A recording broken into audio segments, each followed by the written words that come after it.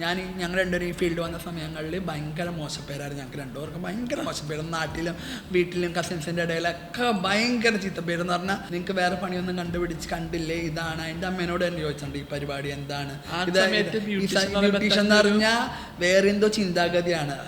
ആൾക്കാർ നോക്കുമ്പോൾ ഒരു ബ്യൂട്ടി പാർലറിലേക്ക് ആൾക്കാർ പോകുന്നു, 2 മണിക്കൂർ 3 മണിക്കൂർ തിരിച്ചു വരുന്നു. ഇവരെന്താ വിചാരിക്കണത്, എന്തോ അവിടെ ബാഡാണ് നടക്കണമെന്നാണ് സംഭവിക്കുന്നത് അവിടെ ഇത്ര വലിയ ആ കാലഘട്ടത്തിൽ.